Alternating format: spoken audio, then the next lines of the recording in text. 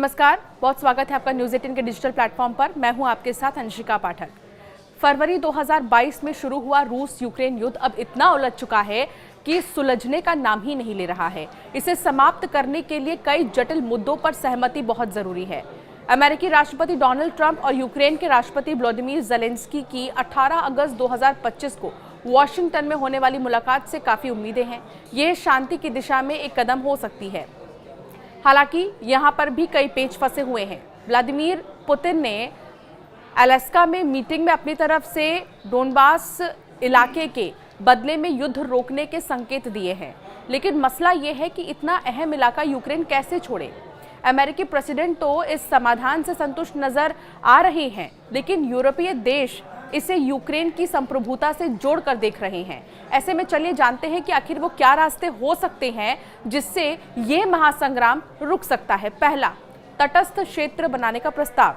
रूस ने 30 दिन के युद्ध विराम पर सहमति जताई है, जिसमें यूक्रेन के ऊर्जा ढांचे पर हमले रोकने की बात कह रहा है। ये युद्ध विराम अस्थायी शांति समझौते और अस्थायी शांति समझौते की ओर पहला कदम हो सकता है।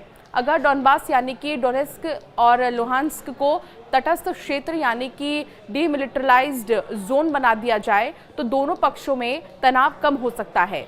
इसके अलावा लैंड स्वैप का फॉर्मूला, जैसा कि रूस चाहता है कि यूक्रेन डोनेस्क और लुहांस्क, खेरसोन और ज़ैपोरिजिया को औपचारिक रूप से छोड़ दे। ट्रंप ने सुझाव दिया कि खेरसोन और ज़ैपोरिजिया में रूसी सेना स्थिर हो सकते हैं, जबकि डोनबास रूस को मिल सकता है। हालांकि ज़ेलेंस्की ने डोनबास छोड़ने से इनकार कर दिया है, क्योंकि ये यूक्रेन के डिफेंस को कमज़ोर करेगा। एक संभावित समझौता ये हो सकता है कि कुछ क्षेत्रों में जनमत संग्रह हो, जैसा कि 2014 में क्रीमिया में हुआ। हालांकि ये विवादास्पद होगा। तीसरा, नेटो को भूल जाए यूक्रेन। रूस की प्रमुख मांग है कि यूक्रेन नेटो में शामिल होने की इच्छा त्याग दे। पुतिन ने नेटो जैसी सुरक्षा गारंटी की पेशकश भी की है, जो एक समझौता हो सकता है। यूक्रेन तटस्थ स्वीकार करने से हिचक रहा है, लेकिन अगर अमेरिका और यूरोपीय संघ मजबूत सुरक्षा गारंटी दे तो ये संभव हो सकता है। नेटो और अमेरिका का ब्रेकअप, यानी फिलहाल जो स्थिति है उसमें एक रास्ता ये भी हो सकता है कि अमेरिका खुद को नेटो से अलग कर ले। यूक्रेन को हथियार का खर्च देने के मामले में पहले ही उनकी बहस हो चुकी है। अब अमेरिका चाहता है कि रूस के साथ यूक्रेन समझौता कर ले और डोनाल्ड ट्रंप की मिस्टर सीज फायर वाली इमेज नोबल के मंच तक पहुंच जाए। हालांकि यूरोपीय देश यूक्रेन के साथ जिस मजबूती से खड़े हैं, हो ये भी सकता है कि वो यूक्रेन को समर्थन देते रहें और ये युद्ध जारी रहे। तो फिलहाल रूस यूक्रेन के युद्ध को विराम देने की कोशिशें हर तरफ हो रही हैं। एक तरफ अमेरिका के प्रेसिडेंट रूस के राष्ट्रपति से मिले, तो दूसरी तरफ उनकी पत्नी ने एक ऐसी चिट्ठी व्लादिमीर पुतिन के नाम लिखी जो बहुत चर्चा में है। जहां खुद प्रेसिडेंट रूस यूक्रेन सीजफायर पर बात कर रहे थे, वहीं उनकी पत्नी ने एक ऐसी भावुक अपील की है जो किसी का भी दिल पिघला दे।